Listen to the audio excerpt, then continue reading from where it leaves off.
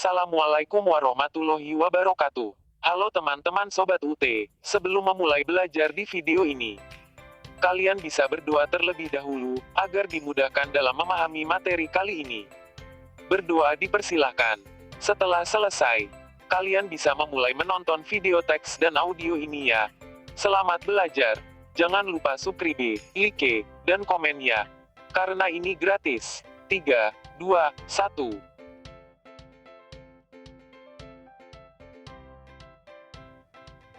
Hukum Telematika, Modul 3, Kegiatan Belajar 2, Contoh Kasus dalam E-Commerce.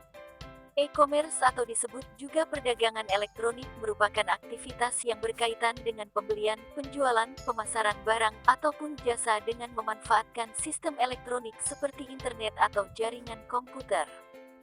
E-commerce juga melibatkan aktivitas yang berhubungan dengan proses transaksi elektronik seperti transfer dana elektronik, pertukaran data elektronik, sistem pengolahan data inventory yang dilakukan dengan sistem komputer ataupun jaringan komputer, dan lain sebagainya. Menurut Daniel Soloff, digital dossier, yaitu pengumpulan informasi seseorang dalam jumlah yang banyak dengan menggunakan teknologi digital yang diawali sejak tahun 1970 dengan menggunakan komputer hingga sekarang menggunakan internet. Dalam teknologi informasi e-commerce dapat dikategorikan sebagai bagian dari e-business di mana e-business memiliki cakupan yang lebih luas baik dari segi aktivitas maupun jenis-jenis kegiatan yang dilakukannya. Untuk mempercepat dan meningkatkan penjualan cepat, maka dengan melihat perkembangan teknologi informasi yang sangat pesat tersebut dapat memanfaatkan suatu layanan secara online yang berupa e-commerce. Banyak cara yang dilakukan oleh perusahaan dalam penggunaan teknologi informasi. Banyak perusahaan memanfaatkan teknologi informasi sebagai keunggulan kompetitif yang membedakan dengan perusahaan lainnya dalam satu pasar. Perusahaan yang mampu bersaing adalah perusahaan yang mampu mengimplementasikan teknologi ke dalam perusahaannya. Salah satu jenis implementasi teknologi dalam hal meningkatkan persaingan bisnis dan penjualan produk-produk adalah dengan menggunakan electronic commerce e-commerce, yang dapat membantu memasarkan berbagai macam produk atau jasa, baik dalam bentuk fisik maupun digital. Dalam penggunaan teknologi tersebut, berbagai pihak yang terkait dengan perusahaan seperti investor, konsumen, pemerintah akan ikut berperan dan dapat memberikan manfaat yang sangat besar bagi kelancaran proses-proses bisnis. A. Manfaat e-commerce. Beberapa manfaat e-commerce dapat kita lihat seperti berikut ini. 1. Mempermudah komunikasi antara konsumen dan produsen. 2. Memperluas jangkauan calon konsumen dengan target pasar yang tidak terbatas. 3. Mempermudah pemasaran dan promosi barang ataupun jasa. 4. Proses e-commerce lebih mudah untuk dilakukan baik untuk menjual barang ataupun membeli. 5. Pembayaran ataupun payment yang mudah dan dapat dilakukan secara online. 6. Penyebaran informasi yang begitu mudah untuk dilakukan. Teknologi informasi dan telekomunikasi dapat dimanfaatkan pada berbagai bidang antara lain bidang pendidikan, bisnis, pemerintahan, dan sosial. Perkembangan ilmu pengetahuan dan teknologi iptek yang cukup pesat sekarang ini sudah menjadi realitas sehari-hari, bahkan merupakan tuntutan masyarakat yang tidak dapat ditawar lagi. Tujuan utama perkembangan iptek adalah perubahan kehidupan masa depan manusia yang lebih baik, mudah, murah, cepat, dan aman. Perkembangan iptek, terutama teknologi informasi (information technology), seperti internet sangat menunjang setiap orang mencapai tujuan hidupnya dalam waktu singkat, baik legal maupun ilegal, dengan menghalalkan segala cara karena ingin memperoleh keuntungan secara potong kompas. Dampak buruk dari perkembangan dunia maya ini tidak dapat dihindarkan dalam kehidupan masyarakat modern saat ini dan masa depan. Tindak pidana atau kejahatan ini adalah sisi paling buruk di dalam kehidupan modern dari masyarakat informasi akibat kemajuan pesat teknologi dengan meningkatnya peristiwa kejahatan komputer, pornografi, terorisme digital, perang informasi, sampah, bisa informasi, hacker, cracker, dan sebagainya. Dampak positif pemanfaatan teknologi informasi dan telekomunikasi antara lain. 1. Peranan TIK dalam dunia pendidikan antara lain. A. Berbagi hasil-hasil penelitian yang dimuat dalam internet akan mudah dimanfaatkan orang lain di segala penjuru dunia dengan cepat. B. Konsultasi dengan para ahli di bidangnya dapat dilakukan dengan mudah walaupun ahli tersebut berada di tempat yang sangat jauh. C. Perpustakaan online, yaitu perpustakaan dalam bentuk digital. D. Diskusi online, yaitu diskusi yang dilakukan melalui internet. E. Kelas online, aplikasi kelas online dapat digunakan untuk lembaga-lembaga pendidikan jarak jauh, seperti universitas dan sekolah-sekolah terbuka. 2. Peranan TIK dalam bidang usaha, bisnis. Teknologi informasi dan komunikasi sangat membantu kelancaran komunikasi dalam bisnis. Seperti misalnya perusahaan jasa kurir yang memanfaatkan sistem informasi untuk mengawasi sampai di mana barang yang dikirimkan melalui bantuan internet. Seperti juga SMS banking, internet banking, transfer dana maupun e-commerce pada umumnya. 3. Peranan TIK dalam bidang pemerintahan e-government. Tujuan e-government adalah untuk meningkatkan hubungan pemerintah dengan pihak lain termasuk dengan masyarakat. Bentuk-bentuk hubungan pemerintahan dalam pemanfaatan TIK antara lain. A. Government to Citizen, G2C, adalah pemanfaatan TIK untuk melayani kebutuhan masyarakat, seperti KTP, SIM, dan yang lainnya. B. Government to Business, G2B, adalah pemanfaatan TIK untuk melayani kebutuhan dunia usaha seperti izin usaha. C.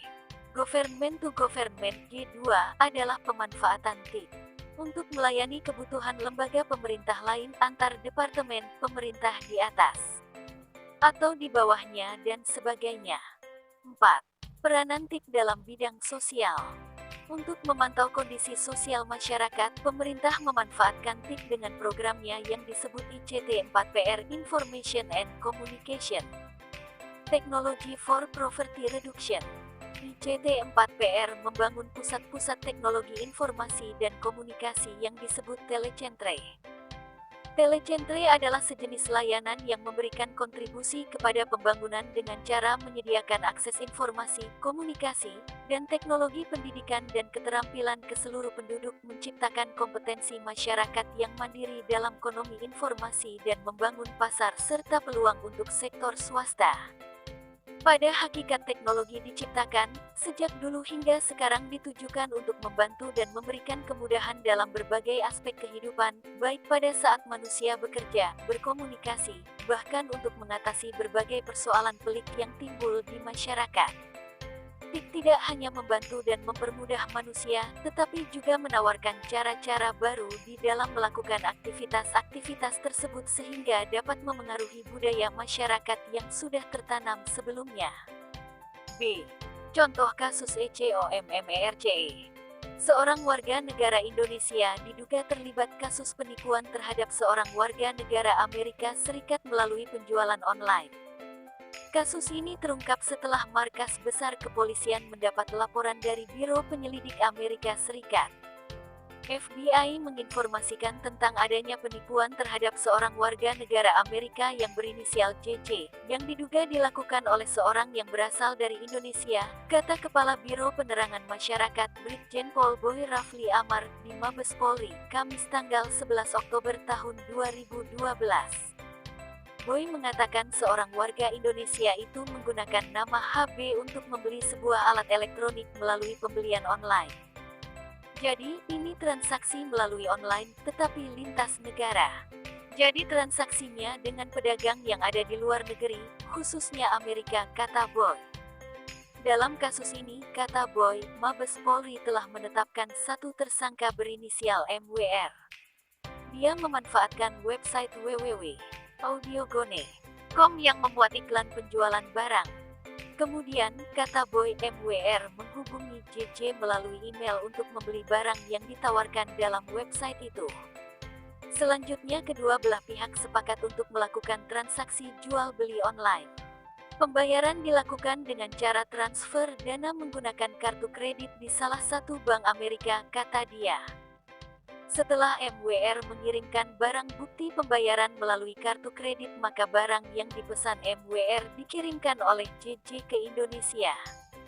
Kemudian, pada saat JJ melakukan klaim pembayaran di Citibank Amerika, tetapi pihak bank tidak dapat mencairkan pembayaran karena nomor kartu kredit yang digunakan tersangka bukan milik MWR atau Haryo Brahmastio. Jadi korban JJ merasa tertipu dan dirugikan oleh tersangka MWR, kata Boy. Dari hasil penyelidikan, MWR menggunakan identitas palsu, yaitu menggunakan KTP dan NPWP orang lain. Sementara barang bukti yang disita adalah laptop PC, 5 handphone, KTP, NPWP, beberapa kartu kredit, paspor, alat skaner, dan rekening salah satu bank atas nama MWRSD.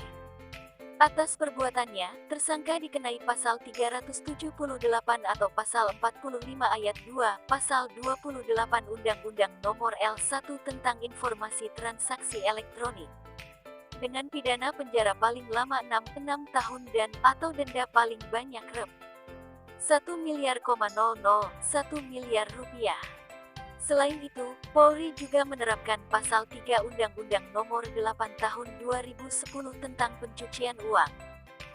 Selain itu, juga dikenakan pasal pemalsuan, yaitu pasal 378 dan beberapa pasal tambahan pasal 4 ayat 5 dan pasal 5 UU No. Tahun 2010. Saat ini tersangka tengah menjalani proses hukum yang berlaku dan sudah berstatus tahanan negara Republik Indonesia. Bunyi pasal 3 Undang-Undang Nomor 8 Tahun 2010 tentang tindak pidana pencucian uang. Setiap orang yang menempatkan, mentransfer, mengalihkan, membelanjakan, membayarkan, menghibahkan, menitipkan, membawa ke luar negeri, mengubah bentuk, menukarkan dengan mata uang atau surat berharga atau perbuatan lain atas harta kekayaan yang diketahuinya atau patut diduganya merupakan hasil tindak pidana sebagaimana dimaksud dalam pasal 2 ayat 1, dengan tujuan menyembunyikan atau menyamarkan asal-usul harta kekayaan dipidana karena tindak pidana pencucian uang dengan pidana penjara paling lama 20 tahun dan denda paling banyak 10 miliar rupiah. 10 miliar rupiah. 1. Bunyi pasal 4 ayat 5 Undang-Undang Nomor 8 Tahun 2010. Setiap orang yang menyembunyikan atau menyamarkan asal-usul, sumber, lokasi, peruntukan, pengalihan hak-hak, atau kepemilikan yang sebenarnya atas harta kekayaan yang diketahuinya atau patut diduganya merupakan hasil tindak pidana sebagaimana dimaksud dalam pasal 2 ayat 1, dipidana karena tindak pidana pencucian uang dengan pidana penjara paling lama 20 tahun dan denda paling banyak Rp5.000, 5 miliar rupiah. 2. Bunyi pasal 5 Undang-Undang Nomor 8 Tahun 2010. 1. Setiap orang yang menerima atau menguasai penempatan, pentransferan, pembayaran, hibah, sumbangan, penitipan, penukaran, atau menggunakan harta kekayaan yang diketahuinya atau patut diduganya merupakan hasil tindak pidana sebagaimana dimaksud dalam pasal 2 ayat 1, dipidana dengan pidana penjara paling lama 5 tahun dan denda paling banyak Rp.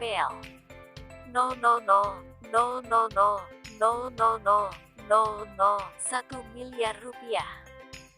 2. Ketentuan sebagaimana dimaksud pada ayat 1 tidak berlaku bagi pihak pelapor yang melaksanakan kewajiban pelaporan sebagaimana diatur dalam undang-undang ini. 3. Bunyi pasal 378 KUHP tentang pemalsuan. Barang siapa dengan maksud untuk menguntungkan diri sendiri atau orang lain secara melawan hukum, dengan memakai nama palsu atau martabat palsu, dengan tipu muslihat ataupun rangkaian kebohongan, menggerakkan orang lain untuk menyerahkan barang sesuatu kepadanya, atau supaya memberi hutang maupun menghapuskan piutang diancam karena penipuan dengan pidana penjara paling lama 4 tahun. 4. Bunyi pasal 28 Undang-Undang Informasi Transaksi Elektronik. 1. Setiap orang dengan sengaja dan tanpa hak menyebarkan berita bohong dan menyesatkan yang mengakibatkan kerugian konsumen dalam transaksi elektronik. 2. Setiap orang dengan sengaja dan tanpa hak menyebarkan informasi yang ditujukan untuk menimbulkan rasa kebencian atau permusuhan individu dan atau kelompok masyarakat tertentu berdasarkan atas suku, agama, ras, dan antar golongan, SARA. 5. Bunyi pasal 45 ayat 2 Undang-Undang ITE.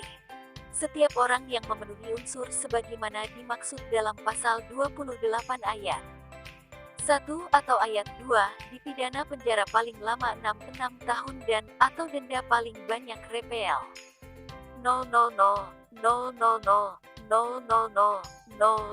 1 miliar rupiah. C.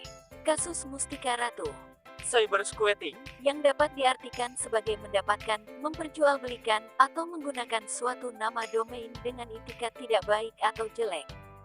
Di Indonesia, kasus ini pernah terjadi antara PT Mustika Ratu dan Chandra, pihak yang mendaftarkan nama domain tersebut Iman Syah Putra, 2002-151-152. Terdakwanya Chandra Sugiono, Presiden Direktur PT Jagomas, perusahaan di bidang teknologi informasi, menantu Ratna Pranata, adik kandung Marta Tilaar, bos Sari Ayu saingan PT Mustika Ratu milik Muryati Sudibyo. Chandra dituduh telah membajak nama domain http://mustika-ratu.com di situs dunia maya. Menurut Jaksa Suhardi, Chandra, yang lulusan Computer Science dari Universitas Northeastern Amerika, mendaftarkan nama domain Mustika Ratu ke Network Solution Inc. di Amerika, pada tanggal 7 Oktober tahun 1999. Ketika itu, Chandra sebagai manajer umum pemasaran internasional PT Martina Berto, produsen jamu dan kosmetik tradisional Sari Ayu, bertugas memasarkan produk Sari Ayu di luar negeri. Situs Mustika Ratu buatan Chandra justru menampilkan produk Sari Ayu. Perbuatan Chandra tergolong persaingan curang dengan cara menipu masyarakat konsumen dan merugikan Mustika Ratu. Karenanya, jaksa membidik terdakwa dengan pasal 382 bis KUHP, yang berancaman maksimal hukuman setahun 4 bulan penjara dan pasal 19 huruf B dan pasal 48 ayat 1 Undang-Undang Anti Monopoli dan Persaingan Usaha Tidak Sehat dengan denda minimum 25 miliar rupiah atau maksimum 100 miliar rupiah. Pada September tahun 2000 ia telah mencabut domain itu dari Network Solution dan mengembalikannya kepada Mustika Ratu. PowerPoint Templates. Satu lagi kasus yang berkaitan dengan cybercrime di Indonesia. Kasus tersebut diputus di Pengadilan Negeri Sleman dengan terdakwa Petrus Pangkur alias Boni Diobo-Obo. Dalam kasus tersebut, terdakwa didakwa melakukan cybercrime. Dalam amar putusannya, majelis hakim berkeyakinan bahwa Petrus Pangkur alias Boni Diobo-Obo telah membobol kartu kredit milik warga Amerika Serikat. Hasil kejahatannya digunakan untuk membeli barang-barang, seperti helm dan sarung tangan merek AGV. Total harga barang yang dibelinya mencapai 4 juta rupiah, pikiran rakyat, tanggal 31 Agustus tahun 2002. Di samping itu, banyaknya kejadian tersebut tidak dilaporkan oleh masyarakat kepada pihak kepolisian sehingga cybercrime yang terjadi hanya ibarat angin lalu dan diderita oleh sang korban. B. Payung hukum dalam kejahatan e-commerce. Dalam melakukan kegiatan e-commerce, tentu saja memiliki payung hukum, terutama di negara Indonesia. Undang-Undang Nomor 11 Tahun 2008 tentang Internet dan Transaksi Elektronik, walaupun belum secara keseluruhan mencakup atau memayung segala perbuatan atau kegiatan di dunia maya, namun telah cukup untuk dapat menjadi acuan atau patokan dalam melakukan kegiatan cyber tersebut. Sekian kegiatan belajar 2 pada modul 3. Terima kasih.